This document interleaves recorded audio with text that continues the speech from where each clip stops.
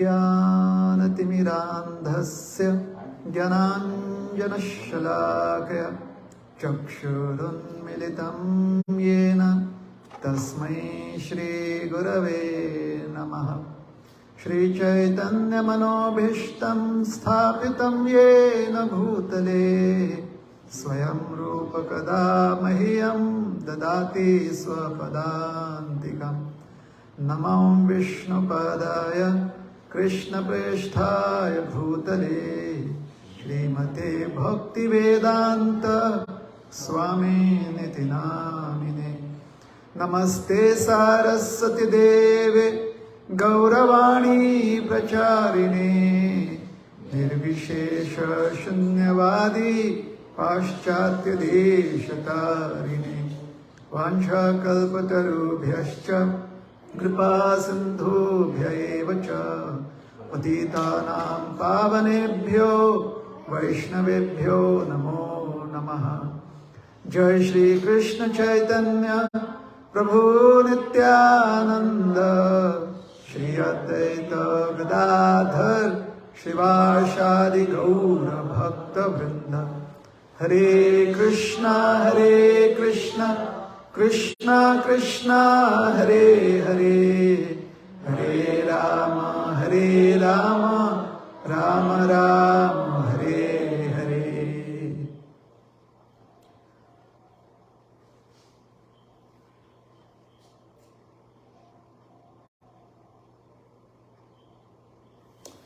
Hare Krishna.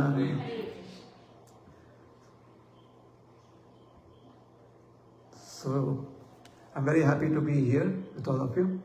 Thank you so much. Hare Krishna.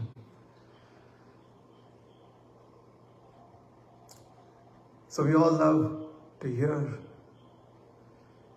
about the activities, the reciprocation that the Supreme Personality of Godhead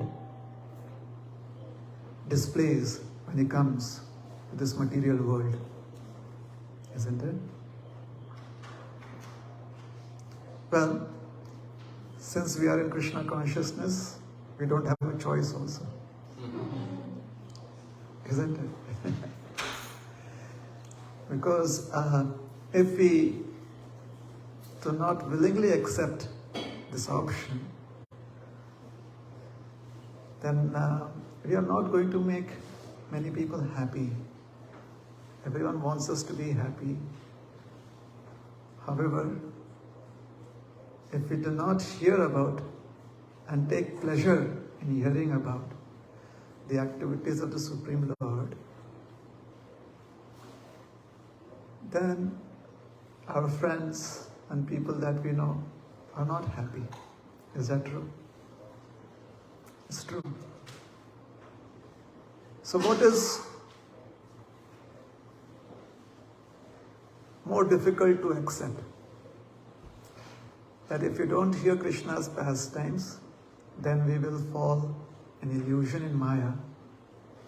Or is it more difficult to accept that if we don't listen to Krishna's pastimes, then our friends in Krishna consciousness will not be happy? Well, I would rather say that people not being happy with us is a little more difficult, isn't it? The reason is we have to deal with them every day or almost every week. With Krishna, we can see what we have to do at the end of life.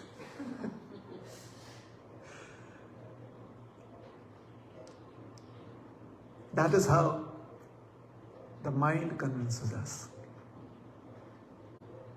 isn't it? So the mind also, the trained mind or sufficiently trained mind also encourages us to be eager, hearing Krishna Leela, and the influence of the external world on the mind also creates a lot of distraction in our lives. We have to deal with both. Isn't it? For example, there was such a sweet kirtan going on. It was sweet, right? It was sweet. And then now we have to hear a lecture. We have to deal with both. Yeah. But truthfully, we'll have to see whether the lecture is sweet or not. The kirtan was sweet. Yeah. So Krishna, he appeared 5,000 years ago. In fact, in the next century also, they are just going to say Krishna appeared 5,000 years ago. It's as if Krishna is eternal. Srila Prabhupada, in the previous century, he said, Krishna appeared 5,000 years ago. Today, we in this century are saying Krishna appeared 5,000 years ago. And we already said in the next century it's going to be the same. And therefore we say that Krishna is eternal. So oftentimes we just repeat. Repetition is good. Like Hare Krishna, Krishna Krishna, Hare Hare, Hare Ram, Ram Ram, Hare Hare. Then we go again, Hare Krishna, Krishna Krishna, Hare Hare, Hare Ram, Ram Ram, Hare Hare. So repetition is good. For whom? The tongue, I guess. But now we have to apply the mind. We have to apply our consciousness. That which we are trying to routinely, regularly repeat in our lives. Isn't it? So when we say Krishna was born 5,000 years ago, we should go, Haribol! Because born. But most of us are like, yeah, yes. We are so chilled out about it, isn't it? Anyone's birthday coming up? In the coming year? Next month. Your birthday next month. So it's going to be an exciting day, isn't it? Yeah, exciting day, isn't it? What if you say, how old are you now? 13? What if you say, and what is your name? Avanisha? Is that correct?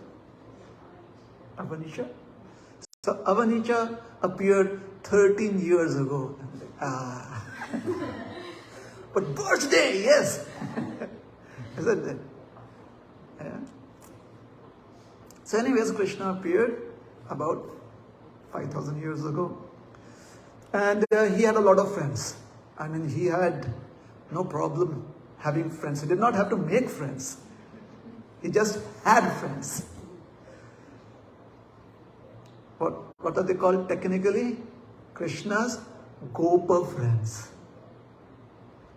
Krishna never knew that 5,000 years into Kali Yuga, his group of friends would be called by the American devotees Gopa friends. He's like, hey, did you hear that? We've got a new name for our group. We are now the Gopa friends. Gopa Vrinda. Sometimes you've heard that. Gopa Vrinda. His group of friends. They would have fun every single day. They would go out, play with Krishna. I mean, those are the times, isn't it?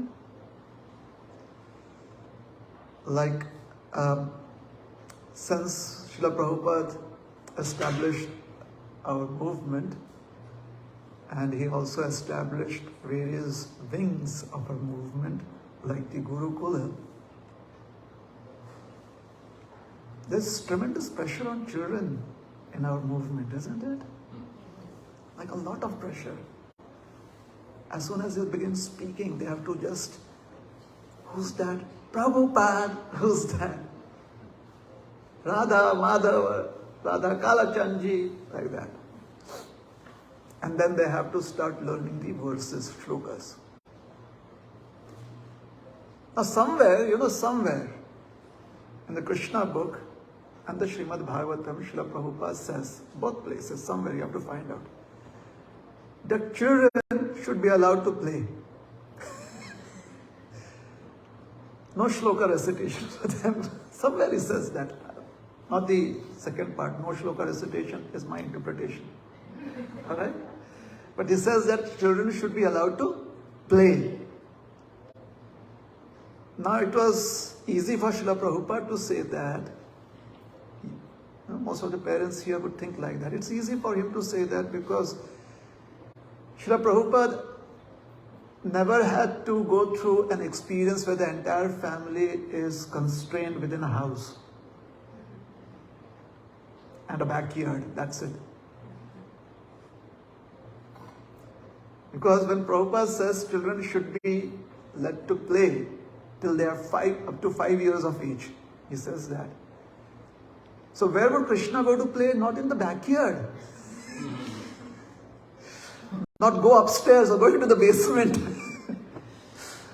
I mean, they had hectares and acres of land to play on. And there were no child lifters then, except a few who visited from Mathura.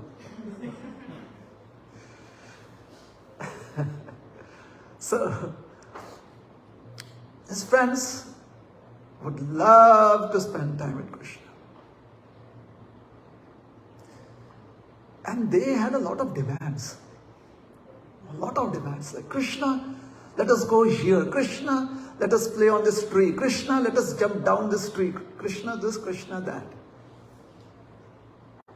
And it isn't that Krishna was a simpleton. He himself would sometimes instigate his friends to have desires like that. He's like, hey, let's go and visit a friendly neighborhood. Some butter, Yeah.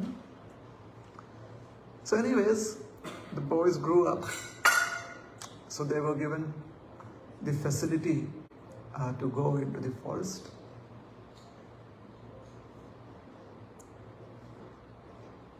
Not too far off. And these forests were properly sanitized, I guess.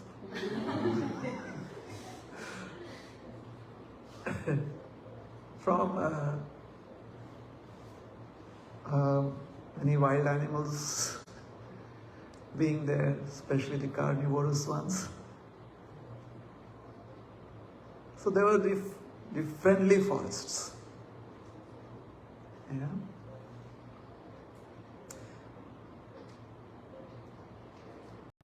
Can you give me just 5 minutes?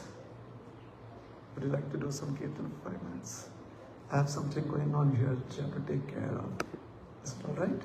Please do kirtan.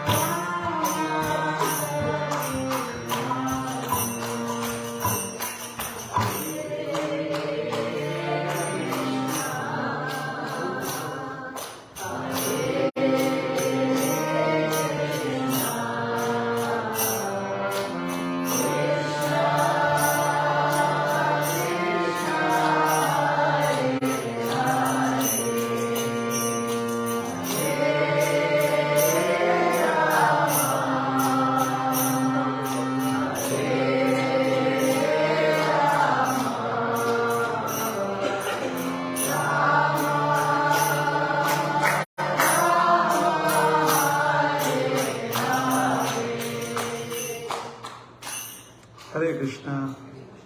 Sorry about that. So, Krishna and his friends, they would have a lot of fun. So, one day, this particular day that we are going to describe today, Krishna, Balaram, and some of their friends like Sridhama, you heard of Sridhama? Subal, maybe in America he's known as Subala. Subala, yes? He loves that accent. Sridham, Subal, Stoker Krishna, and many others. They had gathered around Krishna and Balaram. And they said,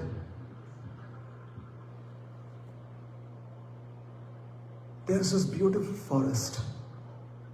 The trees are laden with ripened fruits. And these fruits are so sweet that their sweetness is spreading its fragrance throughout the land. Sorry, could you say that again?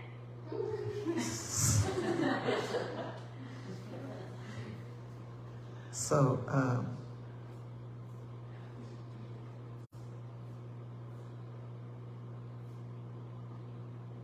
Krishna and Balaram were listening. They were very attentive. There is a problem that this forest is guarded by a person, he is like a powerful person with a lot of friends, and their mentality is to not let anyone enjoy the fruits of that garden. Anyone.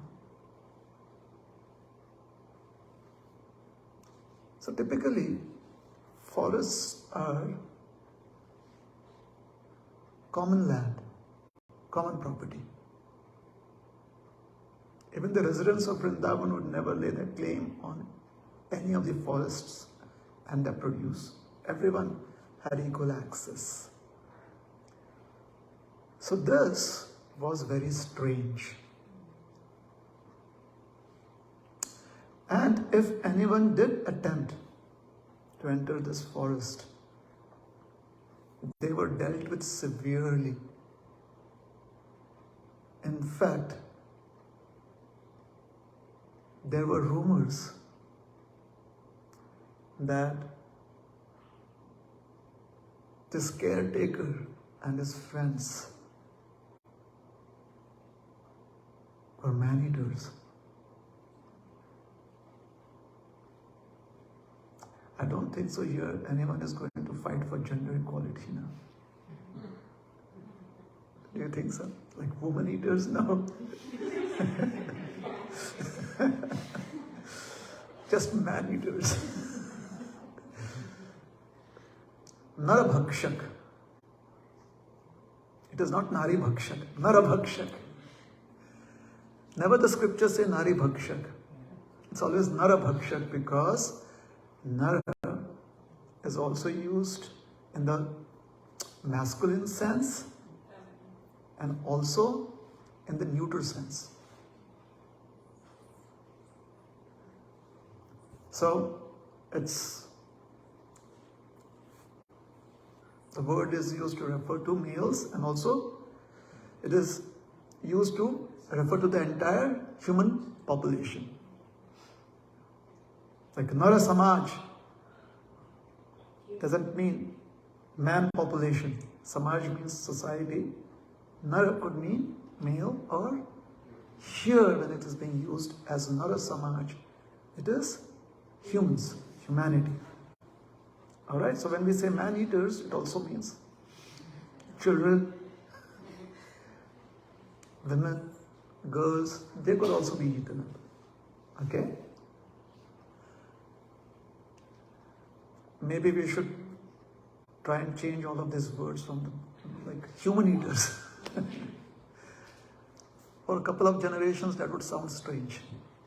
Maybe people will accept it. Anyways, so they were Narabhakshak, man-eaters. They would eat humans, kill them and eat. So these friends were really excited that we would want to visit that forest.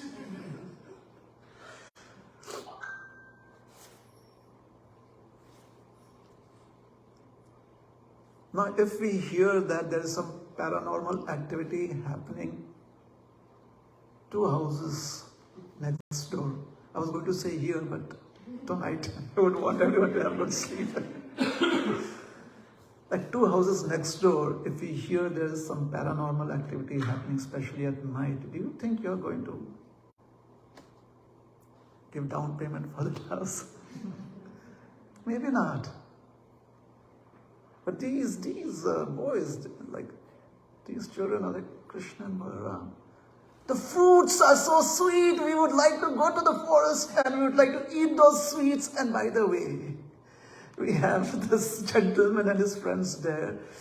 And we've heard that he has this fetish of always taking on the form, of always being in the form of a donkey. That's his fetish. So we've heard this a lot of times. We've heard this story, isn't it? Who are you speaking of? Dhenukasur. Or, in America it's called Dhenukasura. Dhenukasura. So, Dhenukasur. Yes, and the Talavana forest. Now, why would the boys want to go there when it is being shunned by the rest of the community? Do you know why? Because they had seen Krishna and Balaram do strange things right since they were toddlers. They're like, we saw a duck. We saw a crane. We've seen trees fall. So they're like, yeah, no one believes us, but we've seen all of it. Therefore, they did not have any doubts or fear in their minds. Prayachatani Krishna Gandhalobhita Chetasam. Gandhalobhita. Lobha. You know what's lobha? Greed. What are the boys saying here?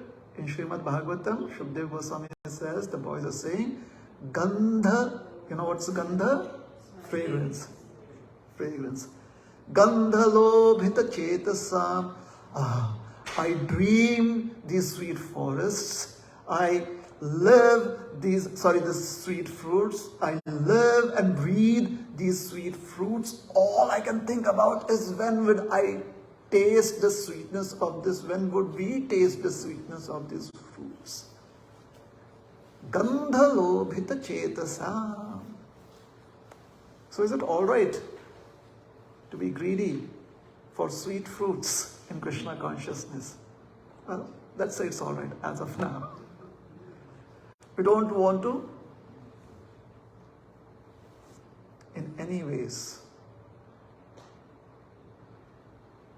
seem controversial when you speak about the cowherd boys. So they had this, they were expressing to Krishna and Balaram, Prayachatani naha Krishna prayacha. Oh Krishna, intense desire. Please, it's like, please, please, please, please, please, please, please. So when you say please, please, please, please, please, please, in English, in Sanskrit you say prayacha.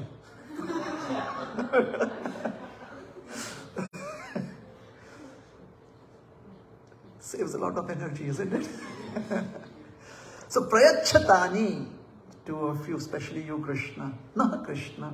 They say prayachatani, both of you, Naha Krishna. And they say, you Krishna.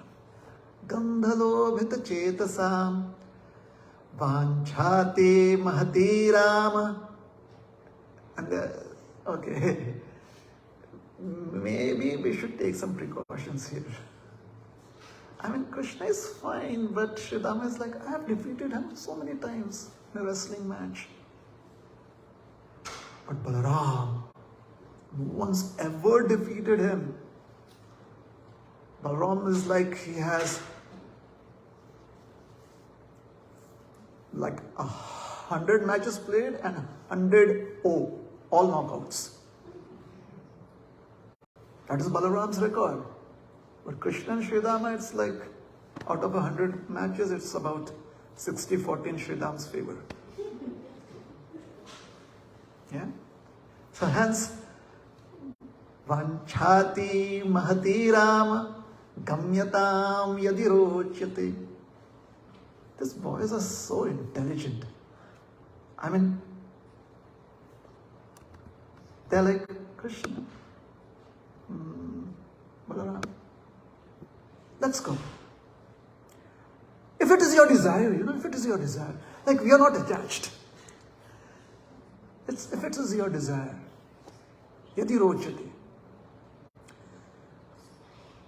The idea being that just as we would like to have options in life, don't you think it's fun for Krishna as God also to have options in life, like to save or not save? Save, not save. Have options, isn't it? I mean, if you think that, no, God is all powerful and He's supposed to save all of us, Krishna would be typically an old person with white hair, long beard, save, save, save. But Krishna is all attractive. Therefore, He likes to have options too. He has options. So, yadi rochate, if it is your desire, if you feel compelled to accept our proposal, then please let us go to this forest. Now, what these boys have very, very cheekily done is, they have asked Krishna and Balaram, you go and get those fruits. They agree.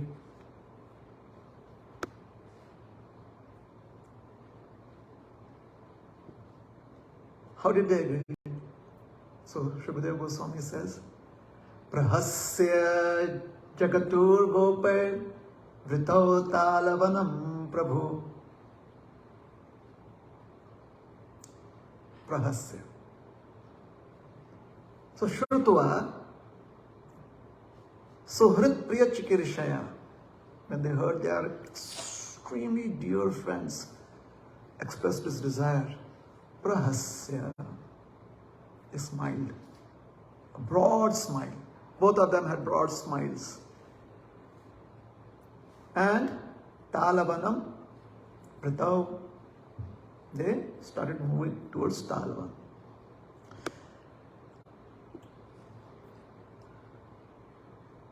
Here, when we take a flight, then they have these announcements, right?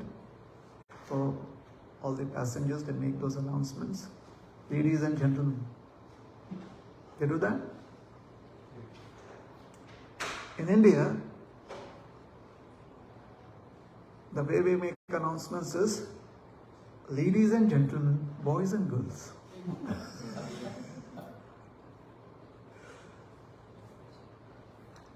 You experienced that in India on the flights?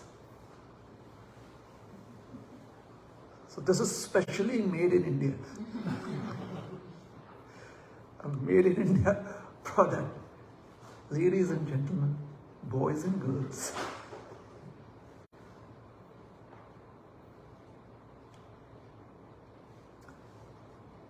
Sometimes when they do it in Hindi, it's really interesting. Devi और सज्जनों, बच्चे और बच्चियों.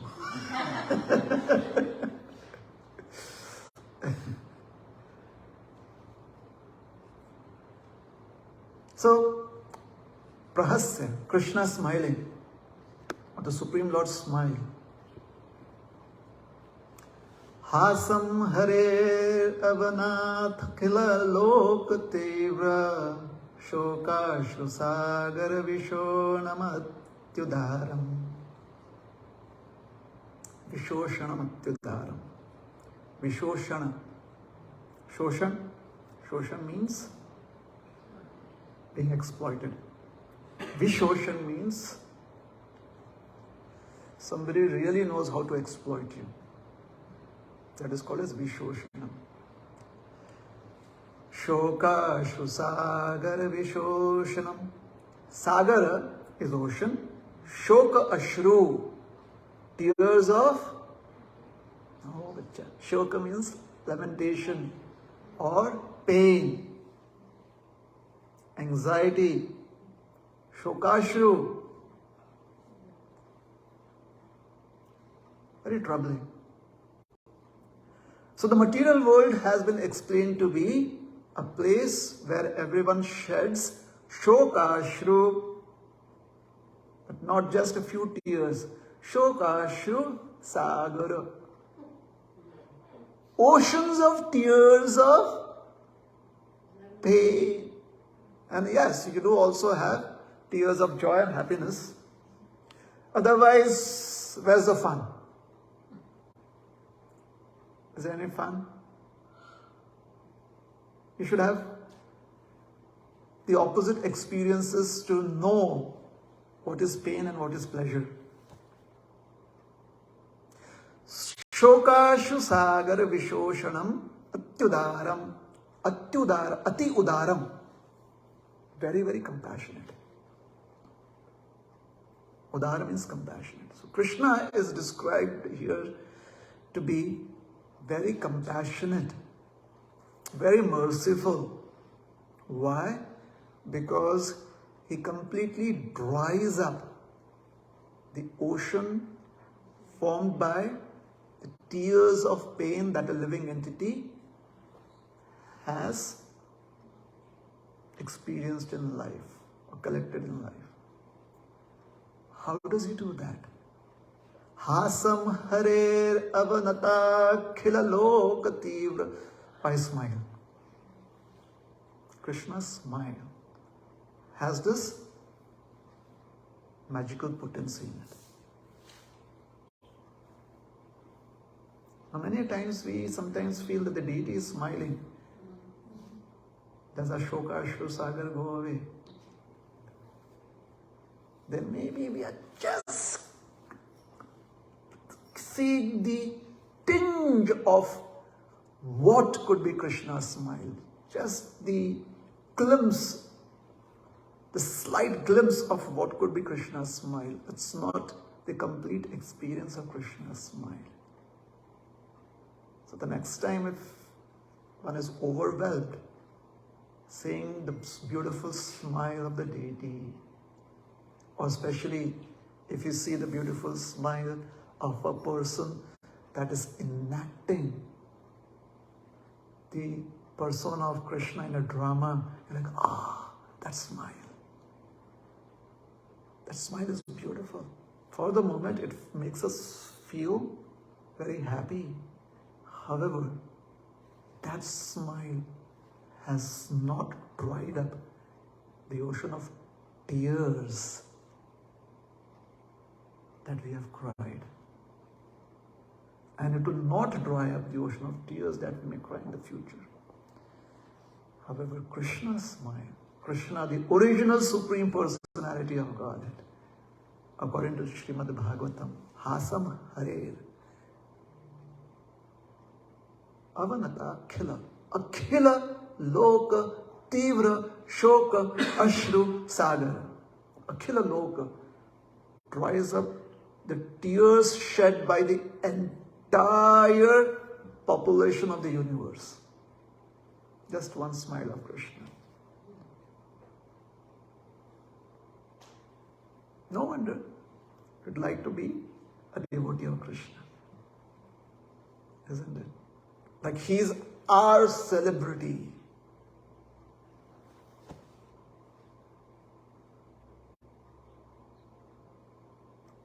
I mean, Krishna should start his YouTube channel or come on Instagram or something like that. Really, it would be fun to have him there. So Prahasya, they smiled at the cowherd boys, and now they enter the Talavana forest. What are the fruits that the cowherd boys get attracted to?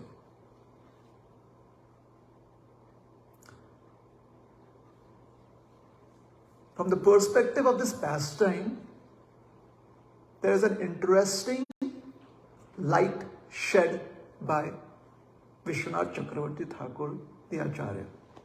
However, we will come to that perspective later on. I don't know, maybe tomorrow now. Anyways, so, fruits. There can never be any attraction in life without having to look forward to fruits. You tell anyone, simply chant Hare Krishna, they're like, what will I get? You ask somebody to come and do seva and they're like, what will I get?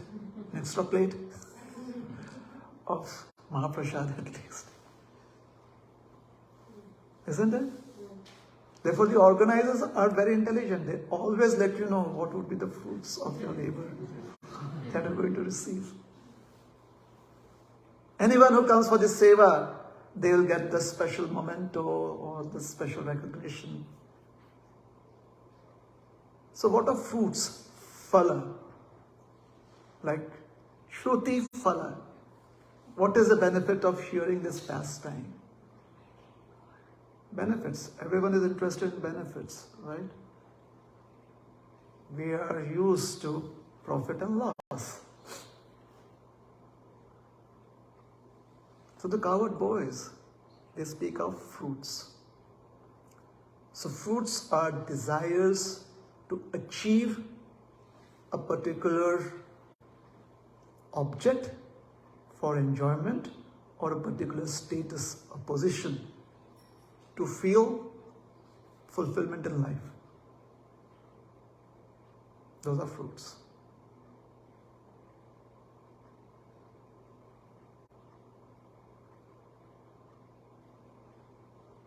And these, when we have such kind of goals, such kind of objects of attraction, then we have attraction for them. Then we have lobha for them. If we chant 16 rounds of the Hare Krishna Maha Mantra every single day, then after 10 years or something like that, something is going to happen. So there is this bhagat, this sincere devotee. Why are you chanting? Because Srila Prabhupada said 10 years of sincere chanting is going to. And Krishna is like, am I there in the picture or not? Like somewhere. Am I there in this equation or not? Oh yes, Krishna, you're always there in the equation. However, Srila Prabhupada said, if I do 10 years of chanting, this is what I'm going to achieve. You're always there, Krishna. It's like salt is always there in food, you know. So only when salt is missing, that is when you notice it. Otherwise, it's always there. Commonly found. So yeah, Krishna. Obviously Krishna. Don't you see the tilak on my forehead? Don't you see the kanti mala here on my neck? You're always there, still. the fruit, the benefit is attractive.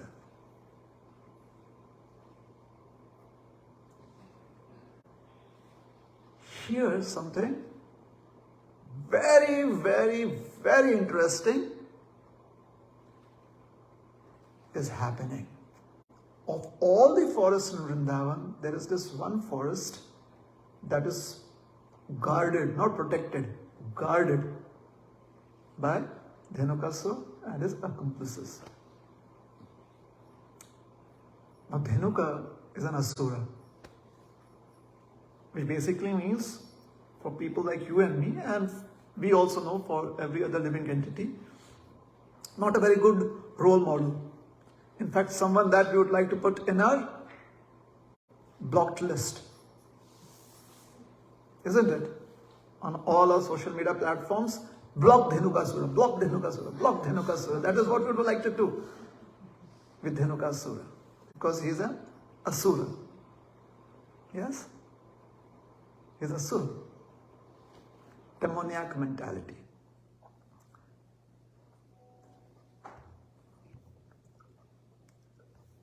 Bhaktivinoda Thakur is like the Newton of philosophy. Everyone was happy with the asuras just being asuras. He sits down and thinks, this asura, what does he represent? That asura, what does that asura represent?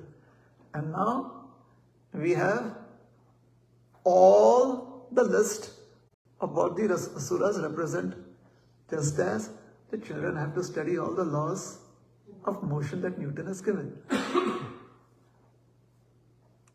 So he is, from that point of view, or we could say Newton is the Bhakti Vinod of physics,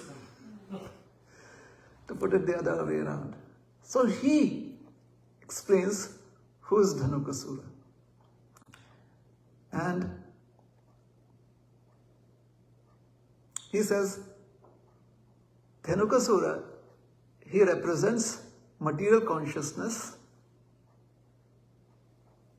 with no inclination towards understanding spiritual subject matters.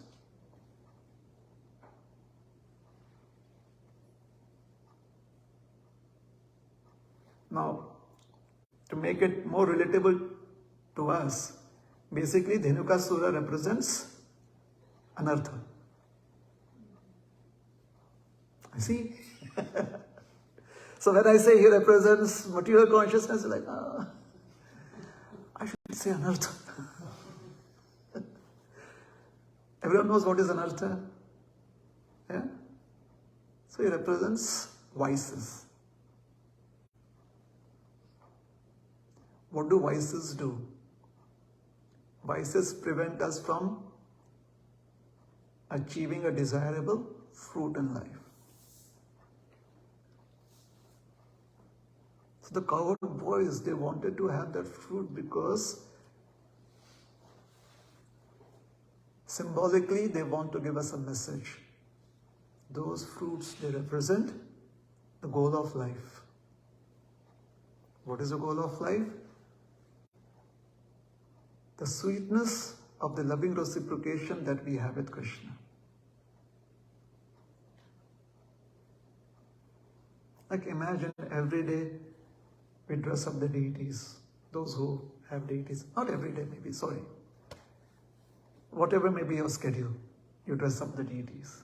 And after you do the new Shringar, you know that, at least for a couple of minutes you really congratulate yourself. That was good. That felt good.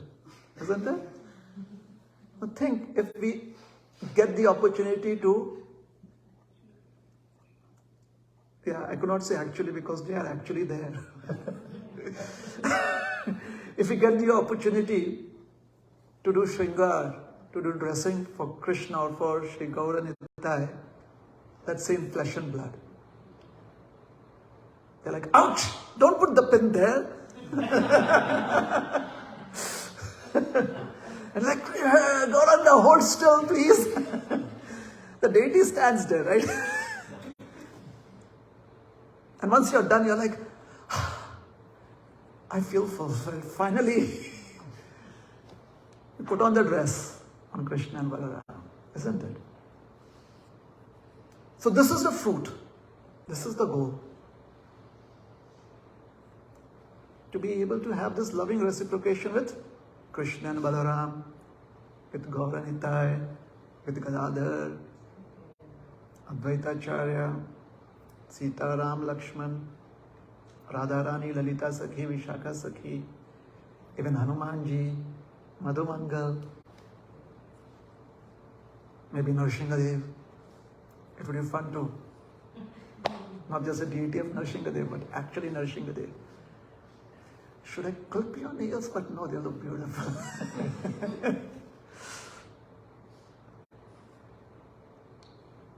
He has a Nara Sinha form.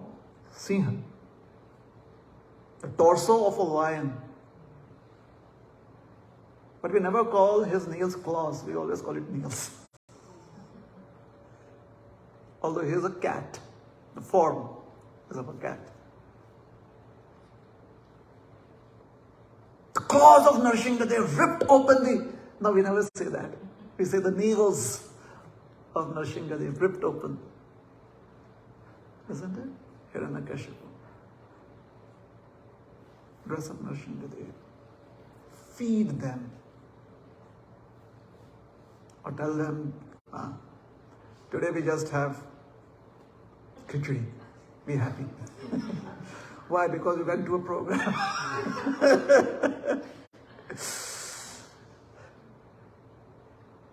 Or Ekadashi. Today you just have Ekadashi Prasad. It will be fun. That is the goal of human form of life. That is the goal of our Krishna conscious practices. What is keeping us away from that goal? The forest of Talavan being guarded by the vices in the form of Dhenuka Sura. And we need to get beyond them. We have to do it. Those who are with me say I, those who are not with me say nay. Everyone's I, yes. See that I does. It's so easy to say I, because I am so and so. So that is what Dhenuka Sura represents, and the cowherd boys really wanted to have Dhenuka Sura gone, all of his friends gone, so that this forest of Talavan has open access to one and all. And the boys, they knew for sure that only Krishna and Balaram could do it. They had seen them do a lot of interesting things. Therefore, they were sure that only Krishna and Balaram could do it. Hence, they approached Krishna and Balaram. All right? So it's 8:35. Tomorrow is a working day. So today, what did we speak on? Vices. And fruit of any activity is what makes us have attraction for that activity. It makes us enthused to do that activity. Krishna is supremely attractive.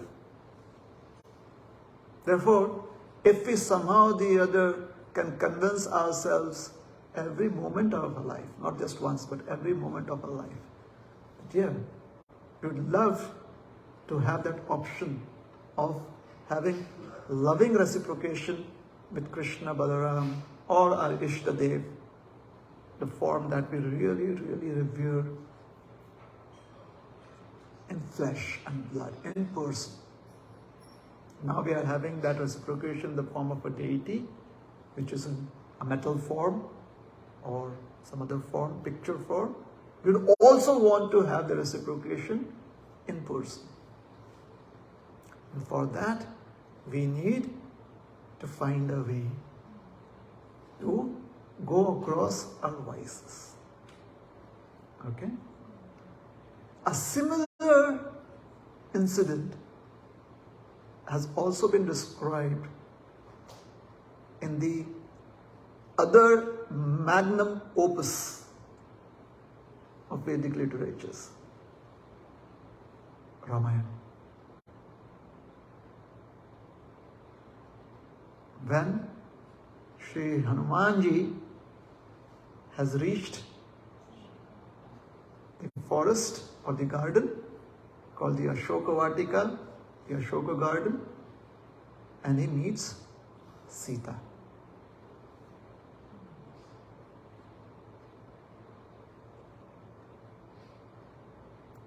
So just as Vishwanath Chakravarti Thakur gives perspectives, there are acharyas that give perspectives to the Ramayana too. And in this perspective, Hanumanji asks Mother Sita, "Can I eat some of these fruits, please?" And what unfolds would be the discussion tomorrow. Is it all right? So we'll stop. Thank you very much. Hare Krishna. Any questions or comments? Well, you brought out this point so beautifully about how the smile of the Lord can really evaporate all dukkha of everybody. Mm-hmm. You also mentioned that serving the deity, dressing them, gives a joy. Now, Shastra does not lie. Shastra is saying truth. Then what is stopping that truth from becoming a realization truth? Because when I'm serving the deity, dressing them, I get the joy, so I realize the joy. But when I'm hearing Shastra speak the truth, I'm not getting the joy. Mm. What is stopping? Oh, what is stopping us? So you're saying that when you personally do service to the deity, and obviously one feels joyful with the service done.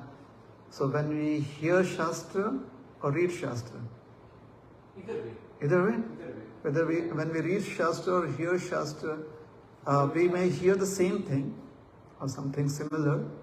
We do not feel joy. Yes. So what could be the reason? Like you said, the smile of the Lord. Yes. eradicated all the dukkha. Now I heard this speaking right here. Mm. I did not feel that same joy. Mm. You are saying truth. It's no more just Correct. So, what is stopping you? Very good question. Maybe you should, this is just a proposal. Maybe you should try describing these references from the scriptures as a speaker to an audience. Maybe you should try doing preaching. You should try speaking about it to an audience and see. That gives joy, right? See. So even scriptures, when we speak about it, it gives joy. Oh, I have a thought there. Could the joy be because of my pride that I'm speaking in that case? Because if I'm hearing, I'm not able to say. Yes. It starts with hearing, so I should get the same joy. So you're asking that, could that joy be because My pride that I'm preaching. it's my pride, because I'm performing that activity? If you want it to be your pride, yes. However, even for pride to be there has to be active involvement. Yes. So if you need to feel something in your life, you have to be actively involved. Passive involvement may not necessarily make you feel involved in the process.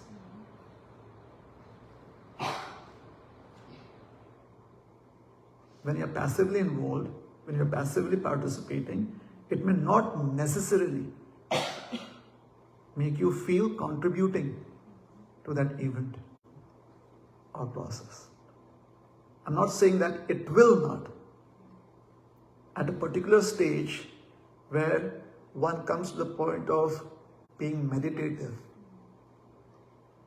or in our parlance, according to Gaudiya Vaishnavism, when we come to the stage of Nishtha and beyond, then even passive participation gives joy.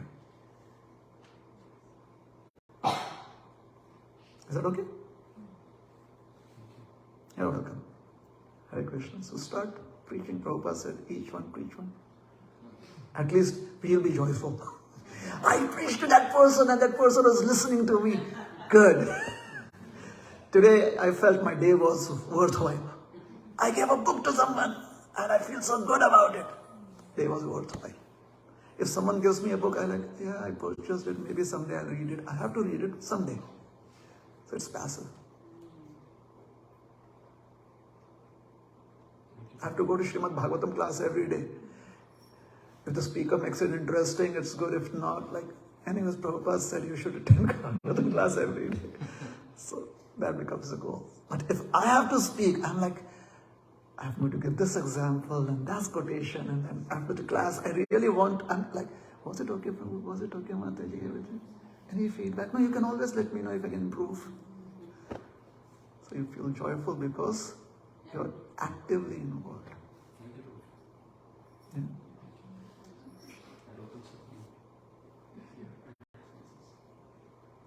Thank you so much. Someone had their hand raised up. I saw from. Did you have your hand raised up? Yeah, if you are, with your kind permission, if I can just add a little something. Please do. It's a process. It's a process. It's not something that happens just like that. As we constantly hear more and more, our hearts get purified. And when one listens with rapt attention, then one can fully absorb and one feels joyful even by hearing. If that is helpful. Thank you so much. Thank you. So one quick question. What is the sloka number for that? First, is it all right? Okay. You want to pass it on to him? Okay. Yeah, what is the sloka number? What he was saying? Krishna drives up the shokas. I think it's from the third canto. Let me see if I have the reference. It's from Kapila Muni's instructions.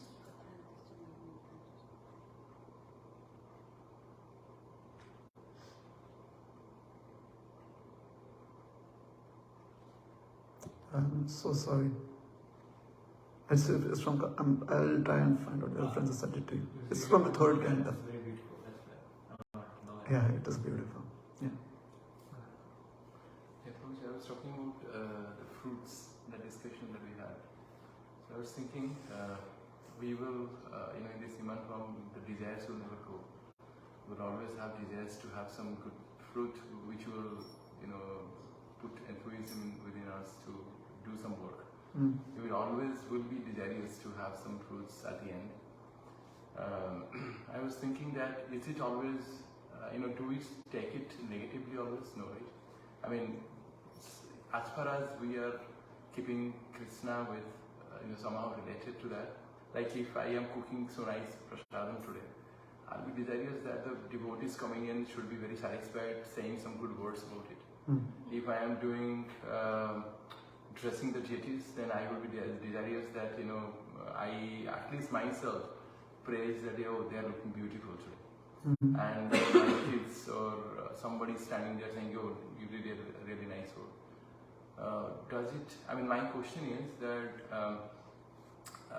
having a fruit as your end goal, which enthuses you, is it bad? Or I know you will talk something about tomorrow on that, but because you talked about that, I just like Krishna's friends, Goparinda. So they wanted to enjoy that, the fruits, but along with Krishna. They never thought, Krishna, you just come here and get it to me, and then you can go, right? So in that sense, I was thinking, is that bad to have desires and the end goal as a fruit, which makes us more enthuse to do that work again.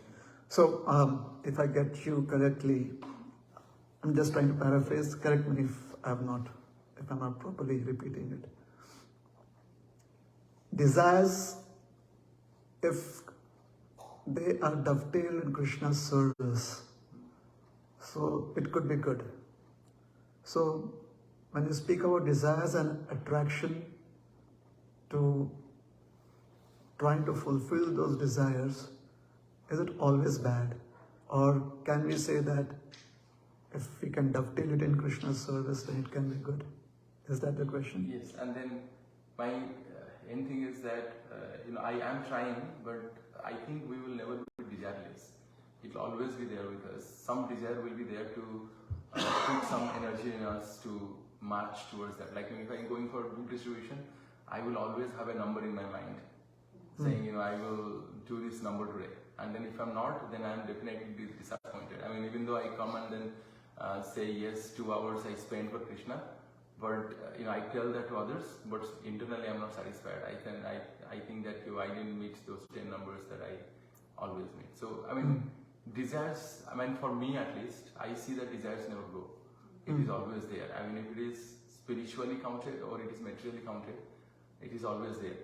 But I currently, I mean, I'm trying to clarify that with you, because what I'm trying to currently do is that just to dovetail that towards Krishna, saying, is it, somehow can I relate, not falsely, but truly relate that to Krishna, so that at least I'm not diverted from my, actual goal to keep Krishna always in the center. So, is it that we are feeling, I'm trying to again summarize it, is it that there could be a feeling within us that if we are speaking about desires and the challenges that we have with desires, then basically the only option left for us is to be desireless? And if we want to be not falling into the trap of becoming desireless, then would doing it for Krishna be a better option? Yeah, second one. Is that? Yeah, second. So the fear is there, and that fear not to be there, therefore dovetailing it is helpful. So this is my thought process. I just want to clarify that so that I am not speculating to myself. Right? So I feel that desire should be there. I mean, Okay. I wanted to clarify that. Desire should be there. Yes. So becoming desireless, is that an option? If we understand the clarity that has been given in the scriptures and also by the great seers, scholars who understood the scriptures, especially realized souls who understood the scriptures, they say there's always the option to try and become desireless. There's always an option. One would want to just merge into Krishna and not have any more desire after that. However, will that be helpful? So the proposal, specially given by the Vaishnava Acharyas, that will not be helpful, because the nature of the living entity is to serve. So it may not be helpful. Alright? So the option is always there. That is what is the clarity given to us in the scriptures. Now, should we be afraid of or should we feel fearful that we could fall into that trap?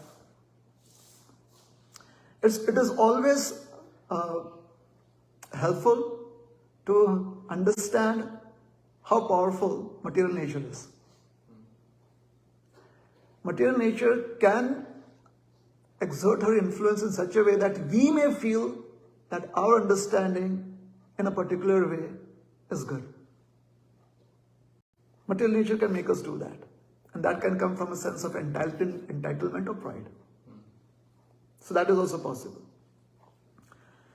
So when does a living entity actually understand that they have an option? When in real clarity, when they can easily see that they have an option like that. Not in the stage of sadhana. It is in the stage of deep meditation when they understand that here I have these roads. I am on that crossroad. where I could go one in 5 ways, 5 types of mukti. Obviously, for us, there is, what is it called as? Pancham Purushartha. They may find that. We hear of it, we read about it, we discuss about it. However, it's like discussing about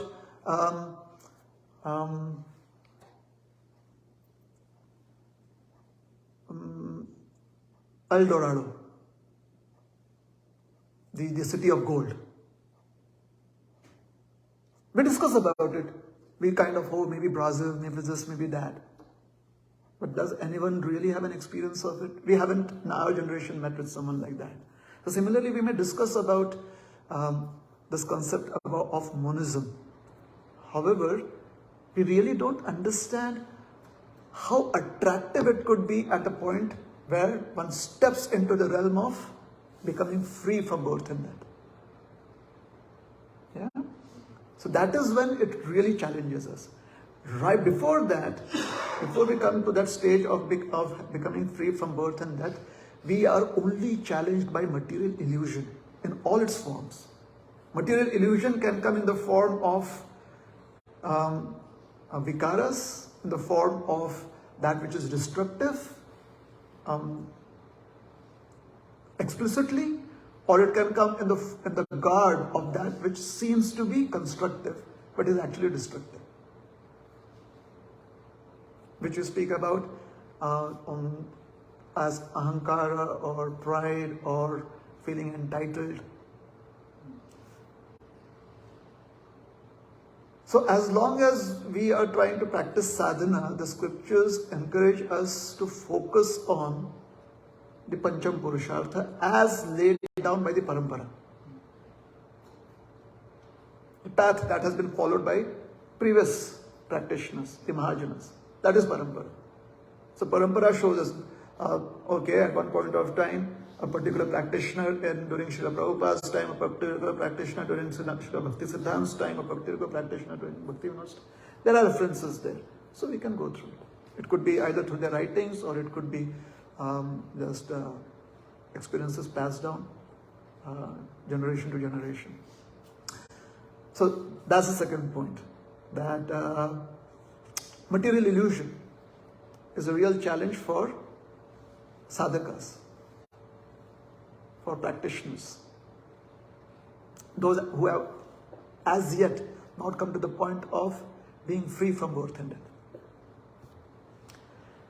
Thirdly, desires of always having numbers in the mind is very motivating. Is it possible that people could live with that? Yes. Yes. It could be perfectly possible that that is how one feels content and one is also not being troubled by material illusion. That is possible. There is a possibility.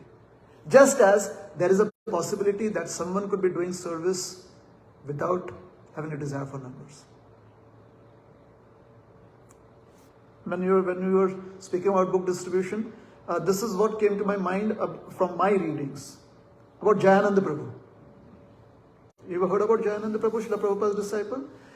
He would go out doing books because one particular time he gave up his presidency and everything, and he would simply go out doing books. This was spoken by Vishoka Prabhu or someone, I think so, one of his godbrothers and his dear friends.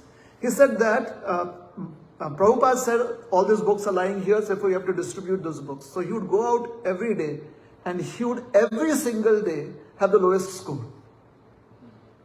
And he would do the maximum number of hours because that is how Jayananda Prabhu was. He was out, the first one to be out and the last one to sleep. Whether it is Mangal Aarti, temple services or book distribution. So he would be the first one out to them. And maybe I'm just making an overstatement, but he would really have very, very ordinary scores. He still went about it. So, should we be like Jayananda Prabhu? No, not needed. Because we definitely have examples of those who have given their lives for book distribution and they always score big numbers. The same time there are people. One example is of Jayanand Prabhu, there could be someone else. Variety is the nature of spiritual existence. Always. There's room for everyone to fit in. What we have to be careful about is, at every stage in our life as practitioners, we have to be again and again very, very aware of the influence of material energy. Always. Nikatastha maya tare chhapati adhari. So, you've been going out for book distribution, like Jayanand Prabhu. So, in the back of mind, there will be a desire that it will please Srila Prabhupada if I simply go out Yes. for book distribution. Yes. Right. And even in the example that you have given, somebody coming out of the fear of birth and death, that means becoming, very soul conscious, right? I mean, it's not the bodily consciousness anymore. So in that case also, I was example coming to my mind is that like when Sukadev Goswami was speaking Bhagavatam to Parikshit Maharaj was completely out of fear of the death. So, but he had still desires to hear that. That is why he was asking questions to Goswami. Otherwise, he could have simply heard that saying, okay, I know that, just hearing that is fine. I mean, I just wanted to pass with some good deeds. He was very desirous to hear that. Right? So, I was trying to see that can that stage even, when you was completely out of your fear of birth and death, and then you are completely your consciousness is completely eternal with soul. In that case also you will have some desire to, do some activities, right? Some desires will be left. It may be very simple. Okay, so you are saying that Parikshit Maharaj, it seems that he was not fearful of death. Yeah. And still he had the desire to hear Srimad Bhagavatam. And you also said that Jayanand Prabhu also had a desire to please Srila Prabhupada. So there will be desires. Yes, so I completely agree with you that there is always the position of the living entity to be in a state of having desires. The living entity can try and maybe achieve a state of having merged with Krishna. However, that will not be helpful. So that point is clear? Yeah? So the constitutional position of the living entity being to serve Krishna, being service, it is but natural that the living entity would have desires.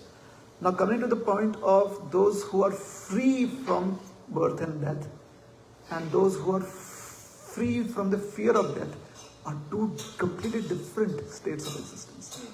One could be free from the fear of death, may not necessarily be free from the cycle of birth and death.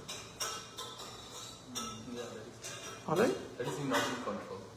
So when we say Parikshit Maharaj is free from the fear of death, are we also suggesting that he is free from the cycle of birth and death? No, that's not in his control. Right. So when one is free from the cycle of birth and death, that is when that practitioner, typically the scriptures say a practitioner sees those options in clarity. Right now we hear about it. We imagine about it. There they have sight. They actually see that existence. They visualize it. Is that alright? Can we stop here? Yeah? Thank you very much. Hare Krishna. Srila Prabhupada ki jai. Gaur Bhakta Vrinda ki jai. Hare Krishna.